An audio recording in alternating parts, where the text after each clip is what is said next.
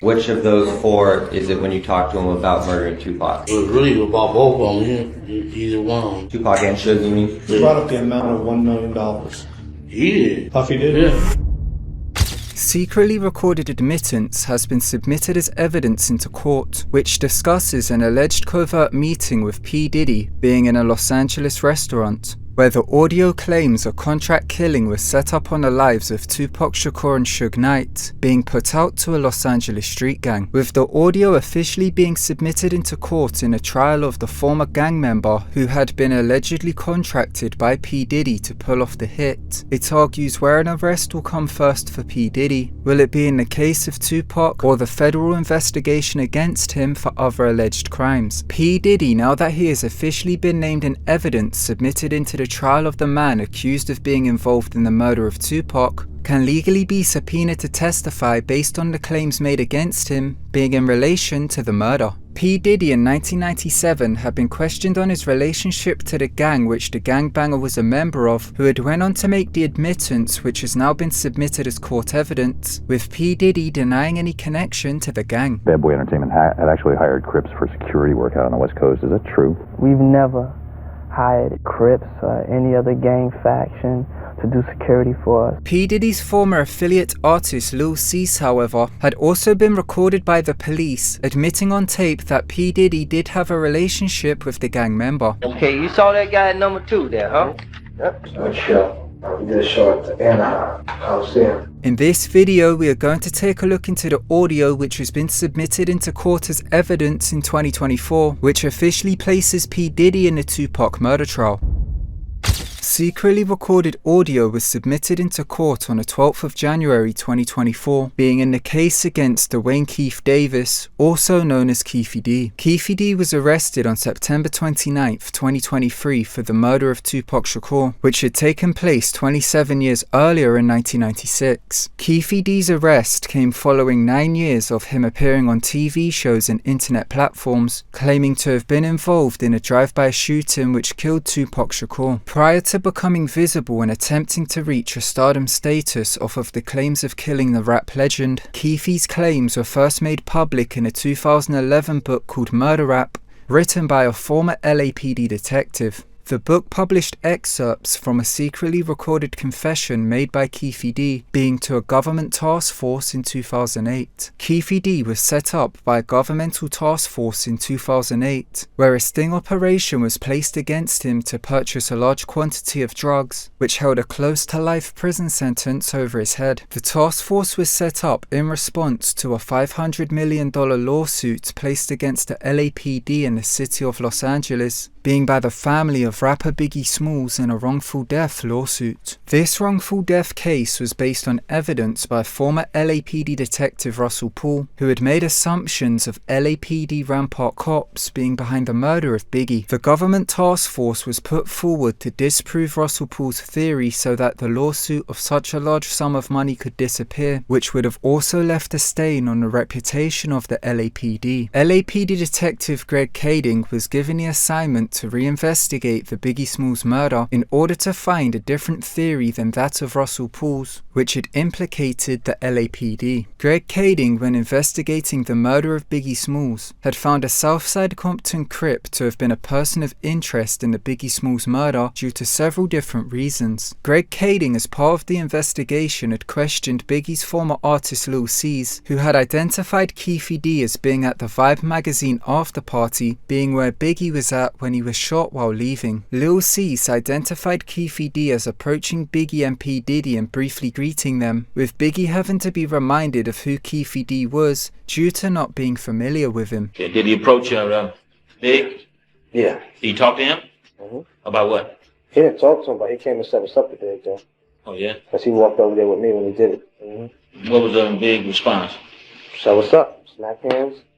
So what's up? When Keefy D was questioned by Greg Kading, Keefy D claimed that P. Diddy had allegedly told him to remain at a distance at the party, saying that the feds were all over him. The 2002 documentary Biggie and Tupac by Nick Broomfield had released secret FBI surveillance photos which was taken of Biggie and P. Diddy, which had been captured on the day of the shooting while they were attending the Soul Train Music Awards. FBI documents reveal that this surveillance was taken place as part of a federal investigation by agents in New York for gun violations and possible murders. The FBI documents regarding the federal surveillance video on the night of the shooting reads, quote, "It is possible that video and/or surveillance was conducted by NYPD that might contain pictures of those involved in the Biggie murder, including redacted and/or other law enforcement officers." Unquote. The FBI documents reveal that two investigators, with one being from the Department of the Treasury and the other being a detective from a case squad of the NYPD, were the ones who were carrying out the surveillance on Biggie and P. Diddy. Lil C's had revealed in the 2002 documentary how the police had showed him some of the pictures from the surveillance and questioned him about the identity of those within the surveillance. I saw a couple of pictures that they had when they was watching us. They were showing me pictures of me, asking me who is that? Keefe D had told Greg Kading that this is why P. Diddy had allegedly told him to stay at a distance when they had greeted each other at the Vibe after party. He said the FBI is all over me, man. I don't want you guys catching my heat. Stay away from me. Who said that? Sean. Oh, yeah. Greg Kading was also following other leads connecting the Southside Compton Crips into the murder of Biggie, as reports had surfaced in the media after his death, which had claimed that the Crips were behind the murder due to an unpaid debt by P. Diddy. Biggie's killer may also have been an LA gang member, one of Compton's Southside Crips. The Compton police document to which we've been referring also states that Biggie's label Bad Boy Records employed Southside Crips gang members as security. Biggie's killer may have believed that Biggie owed him money, and Biggie had been warned that his life was in danger if he didn't pay. These claims were touched on in the book called Bad Boy: The Influence of Sean Puffy Combs on the Music Industry. The book, when talking about the day of the shooting, reads, quote, "Biggie reportedly travelled with Southside Crips to a Compton park and a basketball tournament. The media also had reported on a police affidavit that claimed Bad Boy hired Crips as bodyguards. That afternoon, some Southside Crips reportedly warned Biggie about an older member upset with him over an unpaid debt." Unquote. Former Compton cops Reggie Wright Sr., Fred Reynolds, and Robert Ladd had revealed more information about this in a Vlad TV video. The cops revealed that Biggie had gone to South Park in Compton the day before being murdered, as it was a place for him to get smoke from the Southside Crips. A public bathroom in the park during the time had Biggie Smalls tagged on a building, according to the cops. South Park is a park which is claimed by the Southside Compton Crips, which was notorious for homicides in the 90s. The first report of the Crips murdering Biggie was from LA Times reporter Chuck Phillips, being 9 days after the Biggie shooting. The article read, quote, "Although the primary suspect in the killing is a member of a set of Crips, he was believed to be acting over a personal financial dispute." Unquote. Greg Kading saw Keefe D as a person of interest in the Biggie Smalls murder, being due to the reports and connections he was believed to have into P. Diddy. They thought they were owed money. They'd done a favor for killing Tupac. And when they didn't get their money, they retaliated by killing Biggie. We did everything we possibly could to look into this theory. There was a lot of false information. Greg Kading's task force set up Keefe D in a sting operation in the purchase of a large quantity of drugs, which had held a sentence of 25 years in prison. Keefe D was then offered a proffer agreement by the task force, which meant he could tell them information about the crimes with immunity. Greg Kading's task force secretly recorded Keefe D's questioning when being asked about what he knew of the Biggie Smalls murder. Keefe D had told Greg Kading about the Vibe magazine after party, with him greeting P. Diddy, being told to stay at a distance because of the feds. He had also told Greg Kading that P. Diddy used to supply the Crips with a large amount of tickets to their events when they would be in California. Keefe D had claimed that the Crips had nothing to do with the Biggie murder, but then went on to comment about the alleged unpaid debt between the Crips and P. Diddy. Keefe D is on tape in a secret audio recording where Keefe D in the tape had claimed that P. Diddy had put out $1 million bounty, being on the heads of Tupac Shakur and Suge Knight, to the Southside Compton Crips. Who brought up the amount of $1 million? He did. Puffy did? Yeah. P.Diddy on the tape claimed that the Southside Compton Crips had carried out the hit in Las Vegas soon after, using a murder weapon from an associate of P. Diddy. P.Diddy was arrested for the murder in September of 2023, and the audio tape of implicating P. Diddy in financing the hit was submitted into court as evidence in January of 2024. The origin story of P. Diddy and P.Diddy is centered around four main people. One of these people remain a mystery as their name was redacted in a secretly recorded confession by P.Diddy, being when it was released in the 2015 documentary Murder Rap. P.Diddy revealed in his secretly recorded confession that a man whose name was redacted in the audio had introduced him to a New York hustler called Eric Zip Martin. P.Diddy's 2019 book, Compton Street Legend, claims that P.Diddy had met Zip in either 90 or 91, being at an annual game of baseball between the Southside Crips and the Satana Block Crips. The Satana Block Crips are a Crip set in Compton, whose territory stretches from Rosecrans Avenue to Pine Street, which is between Long Beach Boulevard. P.Diddy claimed Crips had pressed Tupac about his lyric in California Love being from Long Beach to Rosecrans, as it was a lyric referencing Crips territory. The Santana Block Crips were affiliated with Eric Zip Martin in the early 90s, so much so that Zip would play as the pitcher for them, being against the Southside Compton Crips in the neighborhood baseball games. Police reports released in Murder Rap reveal how wagers of bottles of champagne were put on the games by the gangs. Compton Street Legend claimed that the Southside Compton Crips then became an affiliate of Eric Zip Martin, being through his affiliation into the Satana Block Crips after P.Diddy was introduced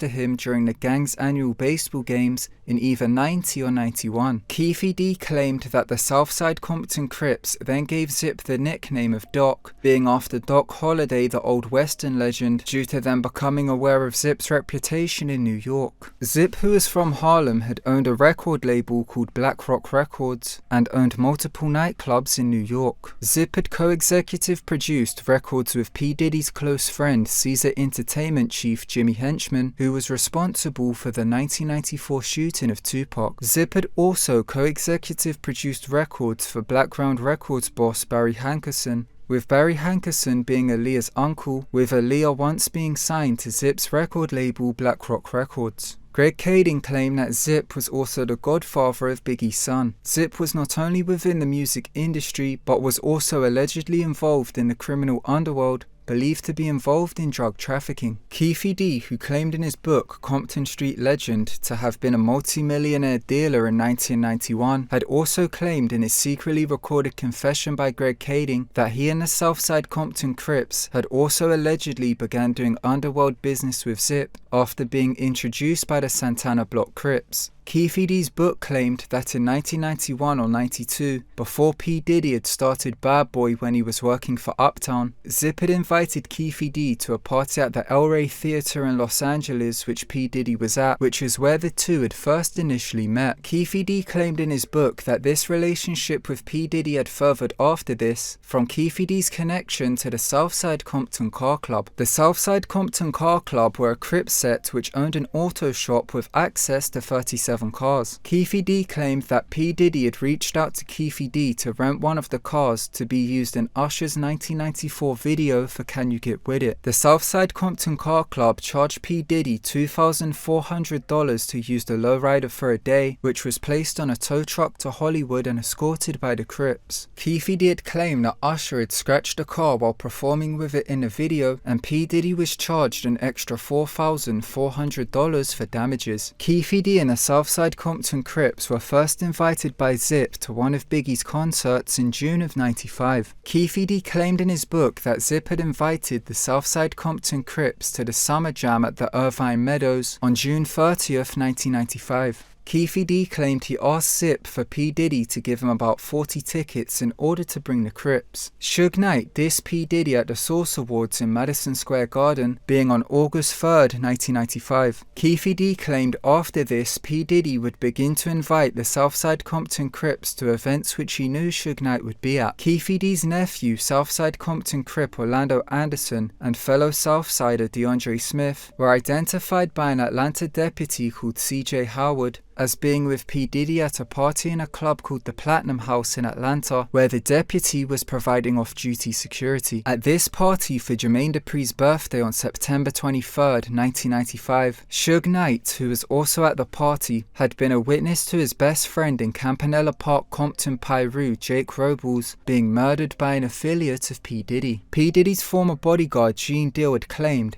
that Jake Robles was allegedly killed by a New Yorker called Jason Brown after Jake Robles began to disrespect his girlfriend. Suge Knight had also allegedly assaulted P. Diddy and Jermaine Dupri at the party and was then kicked out, where Jason Brown had allegedly been waiting to shoot and kill Jake Robles. Tupac was bailed out of prison a few weeks later in October of '95, being from money Suge Knight had gotten from Interscope Records for Tupac to then start making music with Suge Knight's label Death Row Records. Tupac had beef with Biggie and P. Diddy stemming back to 1994 after Tupac was shot in a recording studio while P. Diddy and Biggie were waiting upstairs, with P. Diddy waiting there with Jimmy Henchman, who had set up to shoot him. P. Diddy's former bodyguard Gene Deal claimed that P. Diddy was aware that Tupac was about to be dealt with. Reports claim Jimmy Henchman had invited a large group of P. Diddy's former record label of Uptown to the studio in order to make an example out of Tupac. P. Diddy was then behind the strategic release of Biggie's single Who Shot Ya, which was written prior to the shooting but was made to look as if it was directed towards Tupac. After Tupac had joined Death Row in October of 1995, Suge Knight and Tupac began their tirade of bringing grief to P. Diddy and Biggie. Death Row had held a Christmas party in the Hollywood Hills just before Christmas in '95. At the party, they had spotted a producer associated with P. Diddy by the name of Mark Anthony Bell. Tupac and Suge Knight beat Mark Anthony Bell up with champagne bottles, and Suge Knight claimed he had forced Mark to drink his pee out of a champagne glass. This was done in trying to force Mark Bell to give over P. Diddy's family's addresses in Los Angeles. Keefe D claimed that P. Diddy had invited the Crips to another concert after this incident, being in late December of 1995, which had taken place in the Anaheim Coliseum. Lil C's, in his police interview with Greg Kading's task force, had confirmed and identified Keefe D and the Southsiders as being backstage at the Anaheim concert. Keefe D had claimed that while at an after party, P. Diddy allegedly, while in a room full of Crips, had said that he would give anything for those dudes' heads, meaning Tupac and Suge Knight. He said he'd give us anything for them dudes' heads, you know? In Anaheim? Yeah. All home full of Crips. Keefe D was supplying security for the Shrine Auditorium in March of 1996, being for the Soul Train Music Awards, which P. Diddy and Biggie, along with Suge Knight and Tupac, were attending. Former Compton cop Reggie Wright Jr., who was Death Row Records head of security, revealed that he had worked with Keefe D to put a stop to a plan which Suge Knight had put into motion, which was going to pull Biggie off the stage. Suge Knight had around 30 Pyrus dressed in P-Funk shirts representing Piru, who had planned to pull Biggie off the stage at the ceremony. Reggie Wright Jr. had informed Keefe D about the plot, and as Keefe D was providing security, he had restricted entrance for the Pyrus, putting a stop to the plot. P. Diddy's former bodyguard Gene Deal claimed that P. Diddy had run from Suge Knight and Tupac after they were approaching in a corridor backstage. Tupac and Biggie had gotten into a confrontation at the event, but it was broken up by the Fruits of Islam security service. Gene Deal claimed after P. Diddy had left the event, he had said out of frustration that he didn't care if Tupac and Biggie had to die or if Suge Knight had to go to jail, but he was tired of the problems. Tupac released a diss track towards Biggie and P. Diddy in June of 1996 called Hit 'Em Up. Tupac claimed to have gotten with Biggie's wife after they had recorded a song together for Tupac's 1996 album All Eyes on Me. P. Diddy never cleared the vocals to be used on the album, and they were switched out for a different artist. Faith Evans, while there in the later months of 1995, was played the original Hit 'Em Up, which hadn't yet become a diss track. She had then went back and told Biggie about the sample used in the beat, which Biggie's group Junior Mafia then used in a song called Get Money and had released it before Hit 'Em Up. Suge Knight was grooming Tupac to become a member of the MOB Bloods. This was a blood set from Suge Knight's neighborhood in Compton, which Tupac began claiming and had gotten tattooed on himself. Mob James, who was an original member of the MOB and was once Suge Knight's head of security in the early 90s, claimed that members Trayvon Lane and his brother Buntree were responsible for putting Tupac onto the MOB. A beef began between the MOB and the Southside Compton Crips in July of 1996, after Keefe D's nephew Orlando Anderson, along with Southside Compton Crips, attempted to rob Trayvon Lane in the Lakewood Mall for his Death Row Records chain around his neck. P. Diddy was linked to a rumor in Compton which was offering a bounty for the Death Row chains. Keefe D had claimed that the rumor was untrue but caused the beef to escalate. Through their connection to the Southside Compton Crips, Biggie and P. Diddy were affiliated with several different Crip subsets and would hang out in Crip territories. Biggie was known to hang out with the Boris Block Compton Crips, which were a subset of the Southside Compton Crips who were posted up on Boris Avenue. Biggie had been identified as hanging out on Boris Avenue, being by Crips in a YouTube video for a channel called Street TV. As mentioned earlier, South Park in Compton, belonging to the Southside Compton Crips, was also a place where Biggie and P. Diddy would hang out. South Boris Avenue of the now defunct Boris Block Compton Crips is the connecting street leading to South Park. The Boris Block Compton Crips were so close to the Tupac and Biggie beef that the entire set renamed their territory due to P. Diddy's alleged hit on Tupac. After Tupac was murdered, the Crips renamed the territory to Boris Lane, being after Orlando Baby Lane Anderson, who Keefe D had claimed in his recorded confession had allegedly carried out the hit in a contract by P. Diddy.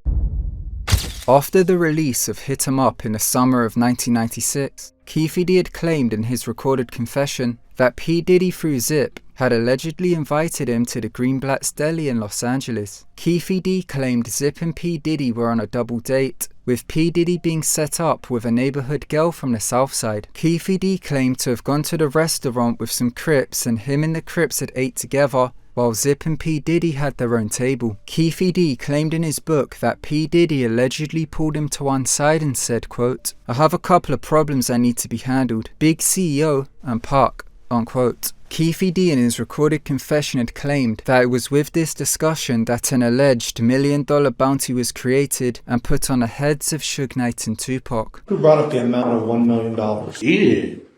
Puffy did? Yeah.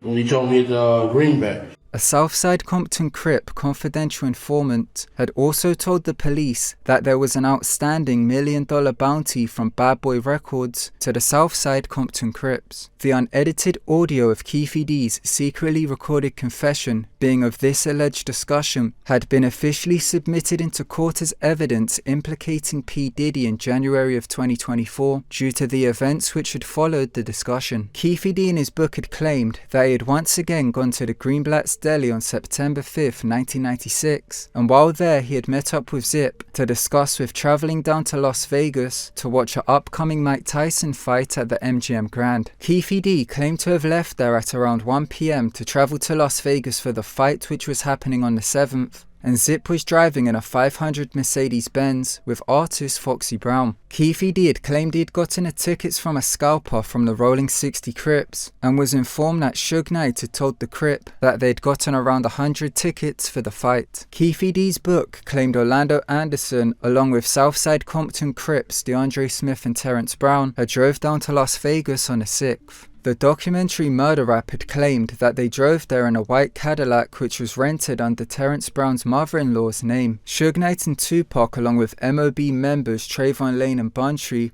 along with a bunch of others, were also going to Las Vegas to watch Mike Tyson and had drove there on the 7th. Tupac also had to go to Las Vegas to serve community service, being at Club 662, which was the same night Suge Knight was getting a permit review for the club, as a charity event was taking place for a Metro cop called Patrick Barry. Club 662 spells out MOB on a keypad. Mob James was working on the door of the club on the night of the event. After Tupac and Suge Knight with the Bloods had left the Tyson fight, Trayvon Lane had seen Orlando Anderson standing in the lobby and had told Tupac and Suge Knight that it was the Crip who messes with P. Diddy, who had tried to rob him for the chain a few weeks prior. Tupac had then ran over and attacked Orlando Anderson, followed by Suge Knight and the Bloods who had jumped him. A 118 East Coast Crip had informed Keefe D that Orlando Anderson had just been jumped by Death Row. Keefe D claimed Orlando Anderson had told him that Trayvon Lane was the one who had started the confrontation, leading to them to jump him. Keefe D's book claimed, quote, Puffy had already talked to me about helping him out with the problem we was having with them, unquote. Keefe D claimed he knew they were going to be at Club 662, as radio promotions had been constantly playing promoting the charity event which was going to be held. Keefe D's book claimed while waiting for the valet to get their cars, Zip had called him over to his Mercedes-Benz and had opened up a hidden compartment which had a Glock inside, and then gave him the Glock and said, quote, it's time to get the money, unquote. We had no pistols down there, and they told me in the lobby that he had some Jimmys in the Benz. Keefe D claimed to have then rode in a van with some associates, while the Southsiders had drove in the Cadillac to Club 662. Keefe D claimed in his book that one of the people in the van was Big Meech from BMF, who was ready to ride on death row. Keefe D claimed after being with Big Meech and the Southsiders for over an hour outside Club 662, Tupac and Suge Knight did not show up, so the people in the van left, and he had gotten into the Cadillac with the Southside Compton Crips. Keefe D claimed him and the Crips then drove to Liquor Barn, and while leaving there,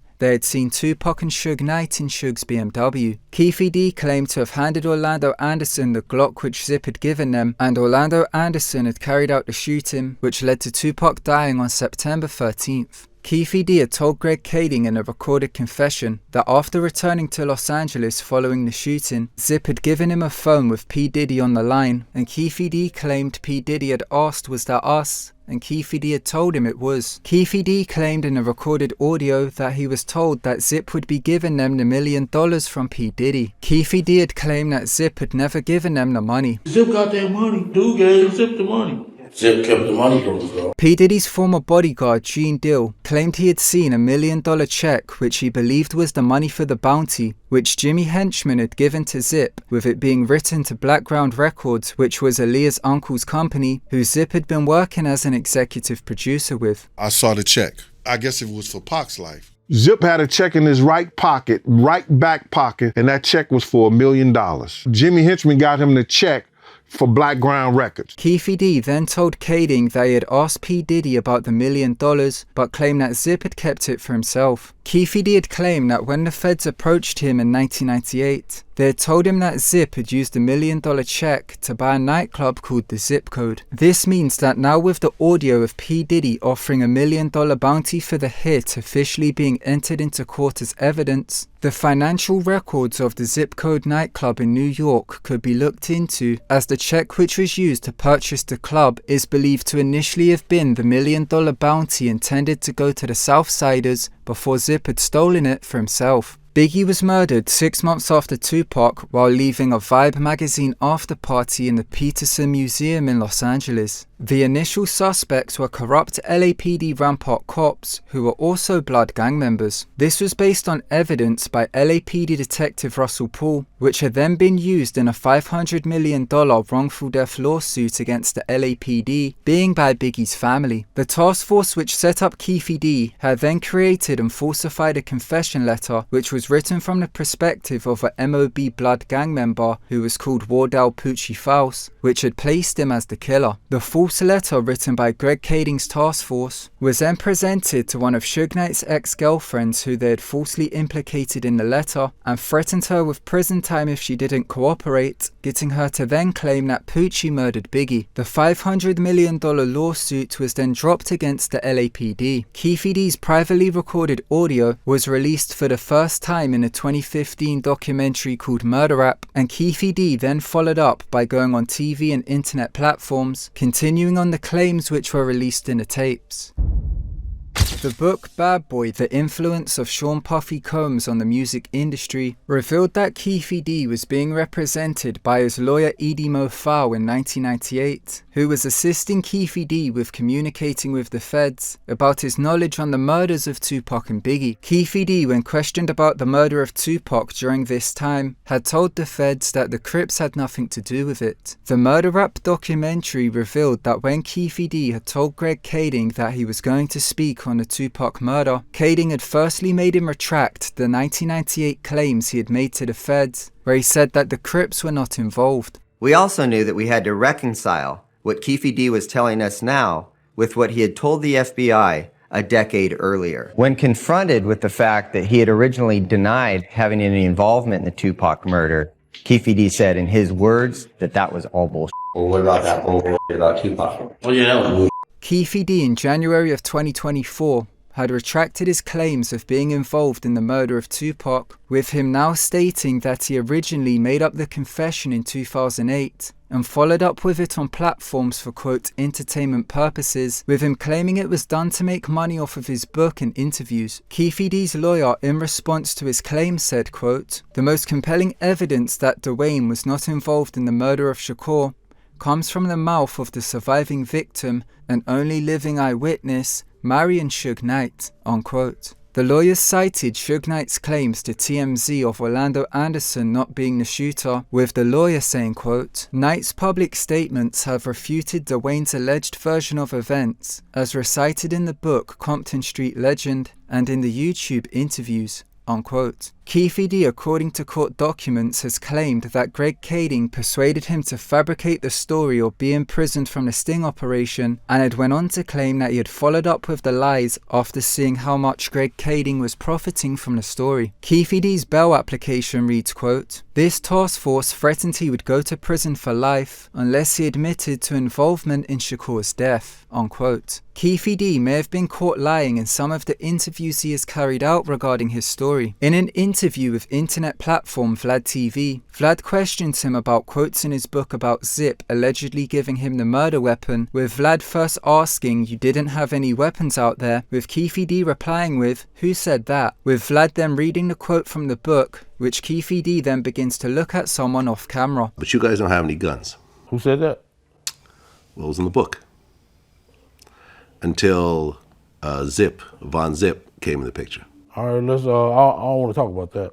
P.Diddy, in a 2021 interview with YouTube channel Art of Dialogue, had been questioned on what has now been submitted into court as evidence, being of his claims about P. Diddy offering $1 million for Tupac and Suge Knight. P.Diddy denied the claims in the interview, saying P. Diddy had never done such thing and had claimed to have been persuaded by Greg Kading, having the narrative forced out of him for the theory which Greg Kading was creating. Puffy, he approached you on 3 different occasions, right? About pitting the hit on Tupac and Suge?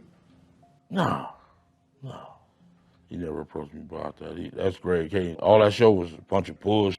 He just put it the way he wanted it to be. In the audio from his confession, which was included in the documentary, Greg Kading may be seen as leading P.Diddy into the $1 million answer, as he had given him multiple choice options of various ways in which the discussion could have occurred, for P.Diddy then to pick one. How's it go? How's the conversation go? I mean, okay, listen, I'll do it, but I need $500,000. Or you tell him we'll do it for $1 million, and he's like, okay, I'll do it for $1 million. He agrees, you shake on it or something like that.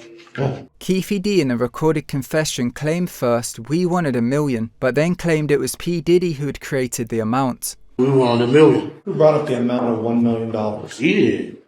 Puffy did? Yeah. We wanted $1 million. P.Diddy's book claimed it was the Crips who had created the amount, meaning he has changed his story several times about the bounty. P.Diddy in his book claimed he had seen and talked to Suge Knight in Las Vegas the day before the incident, claiming he had talked to Suge Knight while Suge was in a Rolls Royce. However, a producer for Tupac's Machiavelli album had claimed that when a song was going to be collected the day before the fight to be used for Tyson's entrance on the 7th, Suge Knight had pulled up out the studio in the BMW, which was then driven to Vegas the next day, meaning Suge Knight was in Los Angeles, which means P.Diddy had lied in the book. P.Diddy had also lied about seeing Foxy Brown with Zip. Records show that Foxy Brown was performing in support of Nas and AZ, being on a Keith Sweat tour on September 7th, 1996, which was being held at the Palace of Auburn Hills in Michigan, which means that P.Diddy was lying about Foxy Brown being with Zip in Vegas. This shows that P.Diddy is now telling the truth in court, being about lying in some parts of his book, Compton Street Legend, which he is now claiming the entire story in the book and what he had said on platforms about being involved in the murder of Tupac is actually made up for entertainment purposes in order to make money. The lawyer representing the man accused of orchestrating the murder of Tupac Shakur says we shouldn't believe his client. Arnold says Davis lied about his alleged involvement in Shakur's murder. Arnold also says another witness we could hear from, Sean P. Diddy Combs. In this video, we took a look into the court evidence submitted in January of 2024, being of the audio tape which implicates P. Diddy's admittance of putting a hit out on Tupac and Suge Knight. P.Diddy's trial date was supposed to be in June of 2024, but has continuously been rearranged. When the trial comes, P. Diddy may possibly be implicated or brought into court, due to his name now officially being involved in the evidence submitted in the case. Let me know what your thoughts are in the comment section below. Thank you so much for watching. If you enjoyed the video, smash the thumbs up button. Also, don't forget to subscribe and press that bell button so you can get all the future notifications for when I upload. Once again, thank you so much for watching, and until next time, goodbye.